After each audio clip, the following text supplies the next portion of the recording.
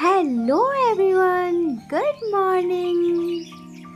কেমন আছো তোমরা সবাই? আশা করি ভীষণ ভালো আছো, আর আমিও বেশ ভালো আছি। চলে এলাম আরও একটি নতুন ব্লগ নিয়ে, নতুন সকালের নতুন ব্লগ নিয়ে তোমাদের সাথে। তোমাদের সকলকে সুপর্ণা ঘরকন্যা পরিবারে স্বাগত। তো এখন বাজে 7টা, আর আজকে হলো বুধবার। আজকে জানো তো, আমি এতক্ষণ পর্যন্ত ঘুমাচ্ছি, মানে 7টা বাজে, আর আমার ছেলে উঠে পড়েছে ভোর 5টা। এমনকি ও 4টে, সাড়ে 4টে, 3টের সময়ও উঠে পড়ে যখন ওর এক্সাম চলে। তো আজকে থেকে ওর ফাইনাল এক্সাম শুরু হয়েছে। তো আজকে ও 4:45 কি 5টা নাগাদ উঠে গেছে। ও অ্যালার্ম দিয়ে শুয়েছিল 4:30, 5টায় উঠে গেছে। তো আমি উঠে দেখছি ও পাশে নেই, পাশের ঘরে পড়ছে। তো জাস্ট আমি ঘুম থেকে উঠলাম, প্রথমে ভাবছি বিছানাটা গুছিয়ে নিই, তারপরে রান্না বসাবো। আর বাবুর পরীক্ষা 10টায়, ও স্কুলে যাবে 10:30 থেকে। আর আমার হাজব্যান্ডও ডিউটি যাবে, ওর জন্য রান্না করতে হবে। তো প্রথমে এই ঘরে বিছানাটা গুছিয়ে নিলে আর বিছানা গোছানোর টেনশনটা থাকবে না। সেই জন্য ফার্স্টে আমি তাড়াতাড়ি করে বিছানাটা গুছিয়ে দিচ্ছি, তারপরে দেখি তারপরে বাবু কী করছে, তারপরে আমি রান্না করতে যাব।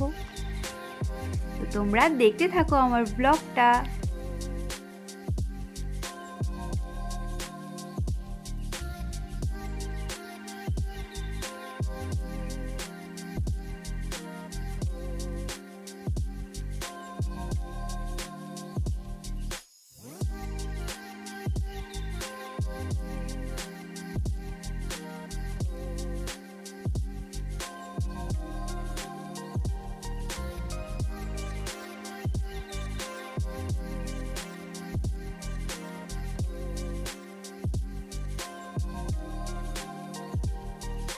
আজকের ওয়েদারটা দেখো, কত মেঘ করে রয়েছে,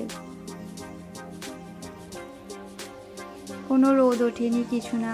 কাল রাতের দিকে কিরম একটা অস্বস্তিকর লাগছিল, কখনো ঠান্ডা লাগছে, কখনো গরম লাগছে। আবার শুনলাম নাকি বৃষ্টি হতে পারে আজকে,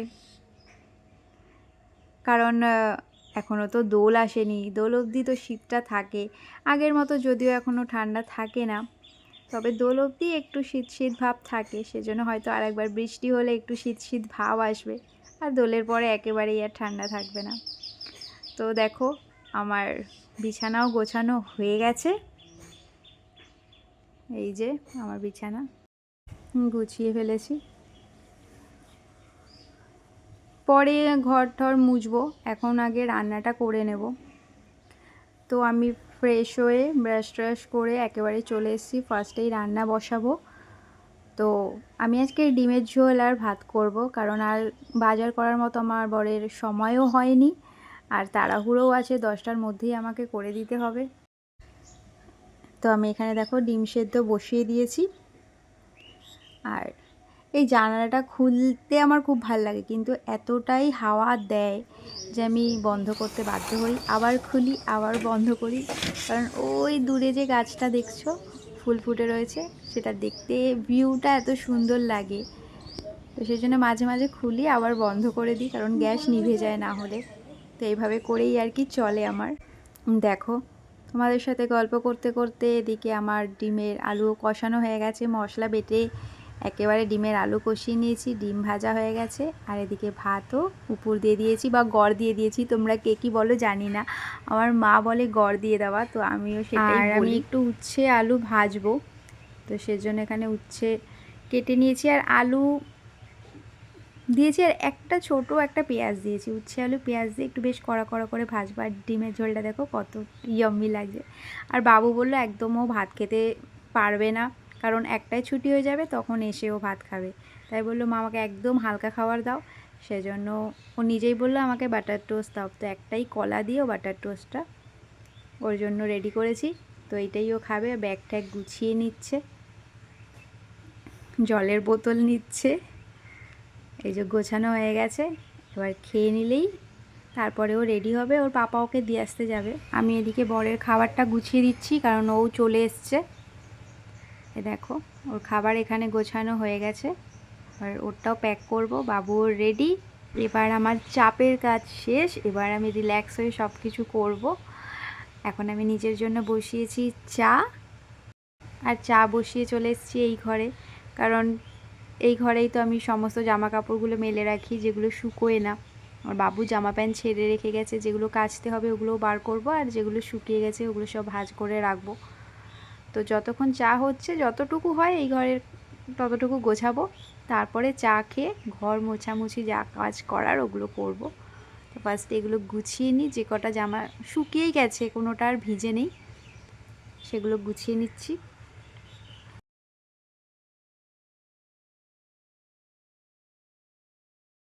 এই যে বলো, এখন এই এত গরমকাল আসছে, জামা কাপড় দিতে না দিতেই শুকিয়ে যাবে, মানে কাচবো দেবো শুকিয়ে যাবে, 10 মিনিটও লাগে না এক একটা মানে জামা কাপড় শুকিয়ে যেতে।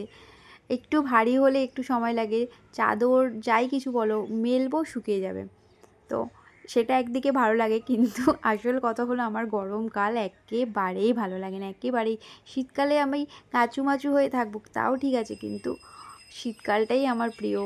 এবার জানিস সবার মানে এক একজনের এক একটা ওয়েদার প্রিয়, সবারই সবার সব কিছু পছন্দ আলাদা।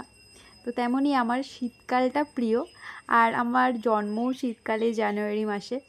তো শীতকালটাই আমি পছন্দ করি, গরমকালটা আমার একেবারেই ভালো লাগে না, একেবারেই না। কারণ কোথাও ঘুরতেও যাওয়া যায় না, শরীরের মধ্যে এত অস্বস্তি লাগে, আর তুমি কতক্ষণই বা এসির তলায় থাকবে, তাই না? আর এসিতে থাকলেও আমার আবার ঠান্ডা লেগে যায়, মানে চারিদিকে সমস্যা। আর কোথাও মানে রাস্তায় বেরোনো যায় না এই রোদ্দুরে। তো আমার একদম গরমকাল ভালো লাগে না।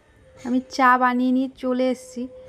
তো এখন এখানে দেখছি বিস্কুটের কৌটোটা নেই, বাইরে রয়েছে, আবার বিস্কুটটা আনতে গেলাম। আর আমি ক্রিম কেকার বিস্কুটটা পছন্দ করি, দেখছি শেষও হয়ে গেছে, 2-4টে রয়েছে। তো ওইটা দিয়েই খাবো। আর এখন কিছু খেতে ইচ্ছা করছে না ভারী কিছু, যা পড়েই গেল। আমার এই এক সমস্যা, আমার চারিদিকেই সমস্যা আর সমস্যা। যাই হোক, চা বিস্কিটটা খাচ্ছি, আর এদিকে গোপাল ভাঁড় চলছে প্রতিদিনের মতোই। দেখি চাই না দেখি আমাদের ঘরে গোপাল ভাঁড় চলবে 10টা থেকে 12টায়। তোমরা কারা কারা গোপাল ভাঁড় দেখতে পছন্দ করো আমাদের মতো? আজ থেকে না, আমরা দীর্ঘ অনেক বছর থেকে এরকম সকালবেলা হলেই মানে 10টা বাজলে আমরা গোপাল ভাঁড়টা চালিয়ে দিই, দেখি না দেখি। কারণ কাজের মধ্যে তো আর সব সময় দেখা হয় না, ওই যতটুকু সময় পাই দেখি, কারণ ওই কানে যে আওয়াজটাও যায় না, ওটা আমার খুব ভালো লাগে। একটা আলাদাই ইমোশন, নস্টালজিয়া যাই বলো, সব কিছু মিলিয়ে মিশিয়ে একাকার। তো এবার চাটা খেয়ে নিই, তাহলে একটু মাইন্ডটা রিফ্রেশ হবে, কারণ চায়ের সাথে কোনো কিছুর আর তুলনা হয় না, বিশেষ করে আমার জীবনে। আমি একটা চাখোর মানুষ, এতটা ছিলাম না, তবে যত দিন যাচ্ছে আমি যেন আস্তে আস্তে চাখোর যে শব্দটা ওটা আমার সাথে মিলে যাচ্ছে। তবে চেষ্টা করি কম খাওয়ার, এখন মা আমাকে ছোটো কাপে চা খেতে বলেছে, তো সেটাও চেষ্টা করি যে ছোটো ছোটো কাপে চা খাবো। এখন চা খাচ্ছি।